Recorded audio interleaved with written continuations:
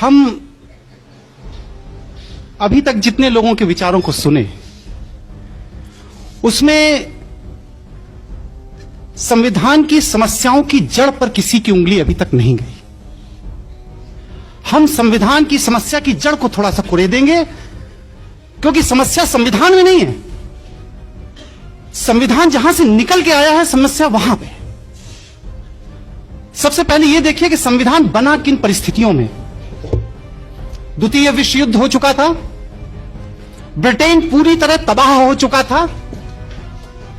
नेताजी सुभाष चंद्र बोस ने आजाद हिंद सरकार का गठन कर लिया था, सेना का नहीं, आजाद हिंद सरकार का गठन कर लिया था, और उस सरकार को विश्व के 11 देशों ने मान्यता दे दी थी। आजाद हिंद सरकार ने एक अपना बैंक स्थापित कर दिया था, जिसने आजाद हिंद सरकार की मुद्राएं प्रकाशित करना शुरू कर दी थी। 40,000 लोगों को उन्होंने अपनी आजाद हिंद फौज में भर्ती कर लिया था, और मोइरांग से इंफाल तक उन्होंने अपना कब्जा कर लिया था। यह परिस्थिति थी हमारे देश में।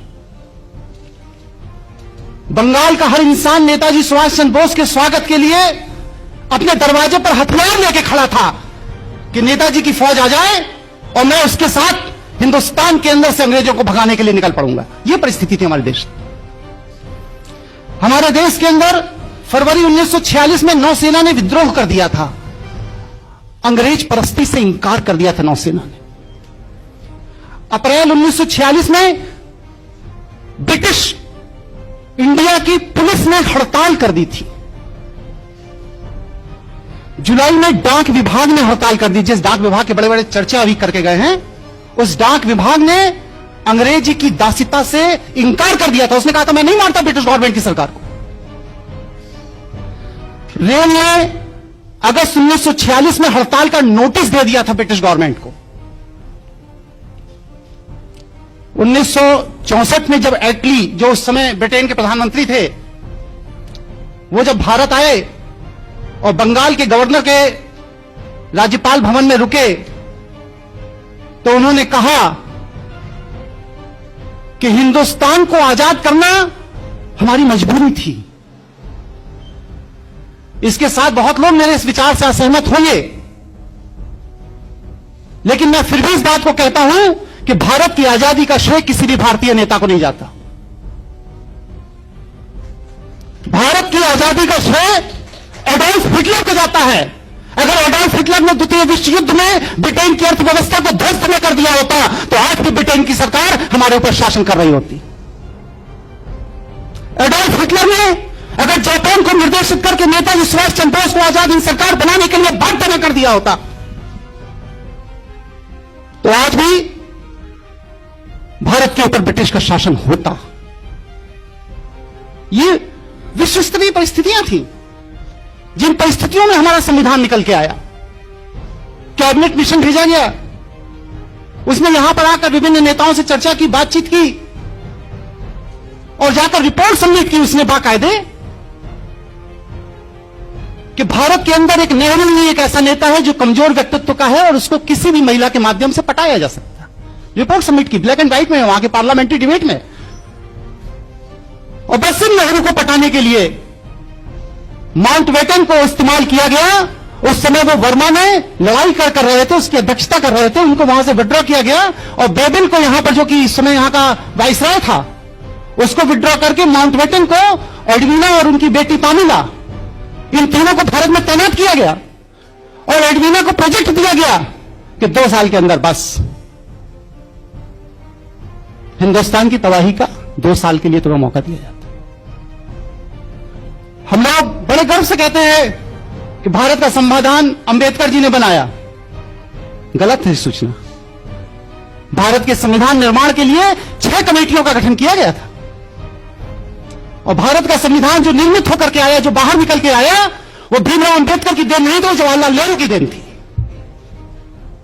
जवाहरलाल नेहरू ने जो कार्यकारिणी समिति का गठन किया, उस कार्यकारिणी समिति में उनके साथ में कौन कौन था?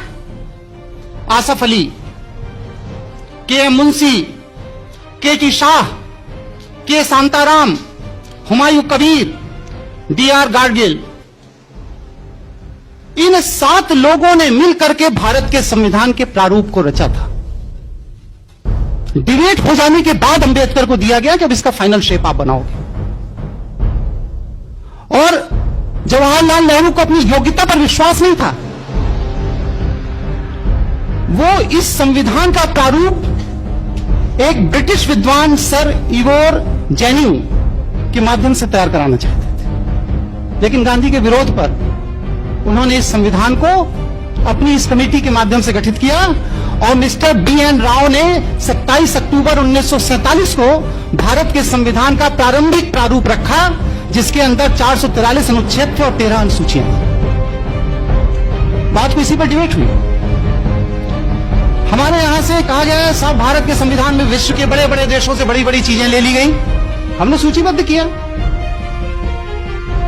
संवैधानिक आपका पार्लियामेंट्री सिस्टम जो है वो ब्रिटेन से लिया गया, जिसके हम गुलाम थे।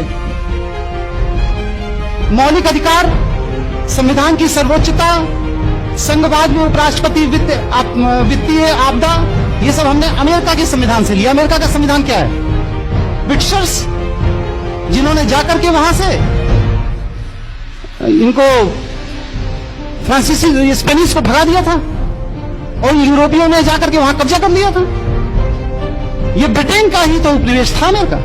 ब्रिटिश मानसिकता के लोगों ने ही तो स्पेनिश को अमेरिका से भगा करके वहां पर कब्जा कर लिया। अमेरिका का वास्तविक मूल निवासी जो रेड इंडियन था वो आज अमेरिका में नहीं है। तीसरा कनाडा, ब्रिटिश उपनिवेश। चौथा आयरलैंड, ब्रिटिश उपनिवेश। ऑस्ट्रेलिया, ब्रिटिश उपनिवेश। पश्चिम जर्मन, ब्रिटिश उपनिवेश। हमने क्या बाहर से ले लिया? हमने सब कुछ वहीं से लिया जैसा ब्रिटिश की सरकार चाहती थी। रही भारत के संविधान के अंदर की बात, तो मैं ये पूछता हूं संविधान की दुहाई देने वालों से कि भारत के संविधान में भारत को राष्ट्र कहकर के कहां संबोधित किया गया है, वो हमें आर्टिकल बताने का कृपा करें।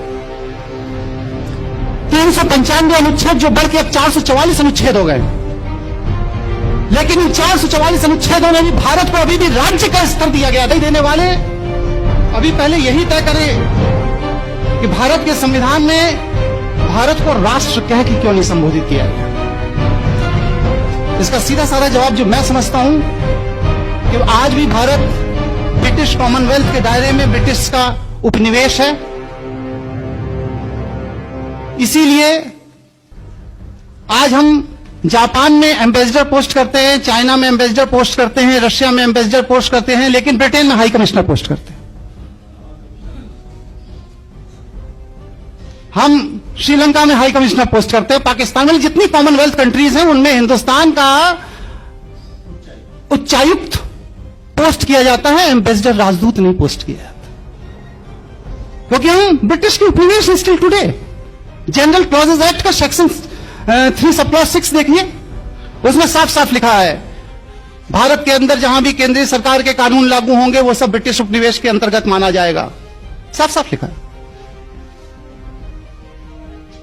स्टिल टुडे आज की जो आपकी नागरिकता अधिनियम है उसमें देखिए सेक्शन 10, सेक्शन 11, आप तो महारथी हैं पांडे जी इसके, उसमें साफ साफ लिखा है कि कॉमनवेल्थ कंट्री का कोई भी नागरिक उस नागरिकता के आधार पर भारत का अंदर कॉमनवेल्थ कंट्री की नागरिकता रखता है। आज तक हमारे भारत के संविधान में नागरिक शब्द को ही डिफाइन नहीं किया गया। नागरिक शब्द की ही डेफिनेशन हमारे कॉन्स्टिट्यूशन में नहीं है। अभी दीक्षित जी चर्चा करके गए, हम भारत के लोग, हम भारत के लोग। अरे कॉन्स्टिट्यूशन के अंदर इटसेल्फ लिखा हुआ है कि this constitution is established as by law, not by the Indian people. हमने बस सिर्फ इस संविधान को अंगीकृत किया है, आत्मसात किया है। जैसा मेरे ऊपर थोप दिया गया हमने स्वीकार कर लिया। और उसको स्वीकार करने वाले वो कौन से लोग थे? ये वो लोग थे जो ब्रिटिश परस्त थे। इन लोगों को हिंदुस्तान के आम आवाम ने कभी भी इस संविधान को स्वीकार करने का कोई अधिकार नहीं दिया था। मैं पूछता हूं कि एक संविधान बनाकर मैं ले आऊं और कहूं भारत में लागू कर दिया जाए तो क्या मेरे कहने से लागू हो जाएगा? नहीं लागू होगा। उस संविधान के पीछे एक लीगल फोर्स होना चाहिए। विधि की शक्ति होना चाहिए उस संविधान के पीछे, तब वह संविधान हमारे देश में लागू होगा। और भारत के संविधान के पीछे कौन सी विधि की शक्ति थी? वह लीगल फोर्स कहां है उस भारत के संविधान का? वह लीगल फोर्स है government of India act 1935, Indian independence act 1947 में। ये दोनों ही ब्रिटिश पार्लियामेंट में पास किए गए थे। भारत के संविधान के पास जो आज विधिक शक्ति है, वो विधिक शक्ति भारत के संविधान की देन नहीं है, भारत के लोगों की देन नहीं है, भारत की जनता की देन नहीं है, बल्कि इंडियन इंडिपेंडेंस एक्ट 1947, भारतीय स्वतंत्रता अधिनियम 1947 के तहत ब्रिटिश पार्लियामेंट द्वारा दी गई विधिक शक्ति है, जिस विधिक शक्ति के तहत आज ये सत्ता में बैठे हुए लोग हमारे ऊपर शासन करते हैं। हमारे यहां मंत्रियों का कोई क्वालिफिकेशन नहीं है, संसद के सदस्य होने की फिर भी है कि भारत का नागरिक होना चाहिए, दिवालिया नहीं होना चाहिए, पागल नहीं होना चाहिए, उसके अंदर एक योग्यता होनी चाहिए, कुछ तो है, लेकिन मंत्री होने की कोई योग्यता हमारे संविधान के अंदर नहीं है। हम बहुत बेसिक प्रश्न खड़ा करते हैं, अगर हम इंडिपेंडेंट हैं, स्वतंत्र हैं, तो भारतीय संविधान के अनुच्छेद 333 के तहत आज भी हमारे लोकसभा के अंदर 2 अंग्रेजों को रखने की बाध्यता क्यों है? कॉन्स्टिट्यूशनल प्रोविजन है। 2 अंग्रेज सांसद राष्ट्रपति नामित करेगा, रखेगा, उसके बिना पार्लियामेंट नहीं चलेगी। आज भी भारतीय संविधान के अनुसूची 8 में जो 22 भाषाओं का वर्णन है, उसमें अंग्रेजी कहीं नहीं है, उसमें अंग्रेजी कहीं नहीं है। भारतीय संविधान की अनुसूची 8 में जो 22 भाषाएं दी गई हैं, भारतीय भाषाएं, उनमें अंग्रेजी कहीं नहीं है। लेकिन फिर भी हमारे पार्लियामेंट, हमारी विधानसभाएं और हमारी हाईकोर्ट और सुप्रीम कोर्ट अपनी सारी प्रोसीडिंग का रिकॉर्ड इंग्लिश भाषा में रखने के लिए बाध्य है। उसकी मजबूरी है, क्योंकि वह ब्रिटेन की राष्ट्रीय भाषा, आप उसके उपनिवेश हो, आपको रखना पड़ेगा। बहुत से ऐसी चीजें हैं, करीब 160 क्वेश्चन है मेरे इस संविधान को लेकर के। अब ये संविधान विशेषज्ञों के सामने ये जानना चाहता हूं कि हमारा देश संविधान से चलता है या संवैधानिक विधि से चलता है, ये चीज क्लियर होनी चाहिए। क्योंकि संविधान के अंदर बहुत सी ऐसी चीजें नहीं हैं जो हमारे देश की सरकार को चला रही है, जैसे मंत्री का त्याग पत्र। संविधान विदों से मैं ये जानना चाहता हूं कि भारतीय संविधान के किस अनुच्छेद में मंत्री को त्याग पत्र देने का अधिकार है? जैसे कि बिना सदन की सदस्यता के प्रधानमंत्री बना देना, किस अनुच्छेद में यह अधिकार? जैसे कि मंत्री का सदन के अंदर बैठकर मत देना। लेजिस्लेचर अलग है, एग्जीक्यूटिव अलग है, इसकी खिचड़ी कैसे बना दी जाती है? कॉन्स्टिट्यूशन में कहां प्रोविजन है कि मंत्री सदन के अंदर बैठ करके सांसदों के साथ मत देगा और बिल पास कर देगा? जैसे कि न्यायमूर्ति और न्यायाधिपतियों की नियुक्तियों में लॉ मिनिस्टर का हस्तक्षेप। जब जुडिशरी इंडिपेंडेंट है, राष्ट्रपति और सीजीआई मिलकर के न्यायाधीशों की नियुक्ति कर रहे हैं, कॉन्स्टिट्यूशन में क्लियर कट प्रोविजन है, तो प्राइम मिनिस्टर हाउस और लॉ मिनिस्टर हाउस फाइल जाने और उनकी अप्रूवल की क्या जरूरत पड़ती है? इसका मतलब है कि आप कार्यपालिका के अधीन न्यायपालिका को रखना चाहते हैं। उप प्रधानमंत्री 2 बार हुए हमारे यहां, कॉन्स्टिट्यूशन में कहां व्यवस्था है भाई कि उप प्रधानमंत्री का पद होगा और उसके लिए भी आदमी रखा जा सकता है? राजनीतिक दलों के गठन की व्यवस्था हमारे संविधान में कहां है? जो कांग्रेस बन गई, बीजेपी बन गई, बसपा बन गई, सपा बन गई, ये बन गई, वो बन गई, किस आर्टिकल के तहत? हमारे कॉन्स्टिट्यूशन के निर्माताओं ने, निर्माण करने वालों ने तो राजनीतिक दलों के गठन की कभी कोई बात ही नहीं सोची थी। और उससे बड़ी बात क्या, नेता विरोधी दल संविधान में कहां है भाई? नेता विरोधी दल। अल्पमत पे सरकार को गिरा देना, कॉन्स्टिट्यूशन में कहां प्रोविजन है कि अल्पमत बहुमत वाली सरकार बनाएगा और उसके लिए इलेक्शंस होंगे और फिर इसके बाद अलग अल्पमत हो जाता है तो एक वोट के अभाव में टिकट सरकार गिरा दी जाएगी? कॉन्स्टिट्यूशन में कहां प्रोविजन है इस? जैसे कि शून्यकालीन सत्र को चलाना, शून्यकालीन सत्र का प्रोविजन हमारे कॉन्स्टिट्यूशन में कहा, मुझे तो नहीं मिला। जैसे कि संसदों के वेतन और भत्ते का निर्धारण स्वयं सांसद करेंगे, ये कहां है हमारे कॉन्स्टिट्यूशन? 1885 के गदर के बाद W.H. व्यूम ने एक 1600 पन्ने की एक थीसिस सबमिट की थी, जिसमें उन्होंने ये बात कही थी कि भारत के अंदर दोबारा क्रांति ना हो, इसके लिए मैं कुछ फार्मूले दे रहा हूं। पहला फार्मूला तो यह है कि सारे ब्रिटिश मानसिकता के लोगों को एक मंच पे लाके खड़ा कर लिया जाए, और वह मंच राजनीतिक मंच हो, और उसी राजनीतिक मंच के तहत ब्रिटिश मानसिकता के लोगों को एक मंच पे लाने के लिए जिस पार्टी का गठन किया गया उसे भारतीय राष्ट्रीय कांग्रेस पार्टी कहा जाता है, जो आज कांग्रेस है।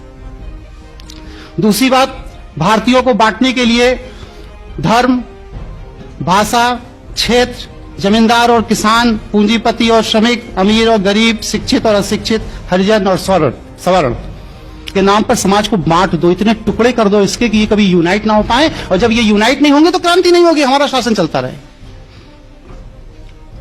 आज हमारी सरकार उसी पैटर्न पे चल रही है, उसी तरीके से चल रही है। और जहां तक भारतीय नागरिकता अधिनियम में अभी लेटेस्ट अमेंडमेंट आ गया है, for your kind information mister Pandey ji, कि 26 जनवरी 1950 से लेकर के 30 दिसंबर 1990 तक जो भी व्यक्ति विश्व में कहीं भी पैदा हुआ हो, अगर उसके मां या बाप भारतीय नागरिकता प्राप्त है तो वह आदमी ऑटोमेटिक भारत का नागरिक हो जाएगा।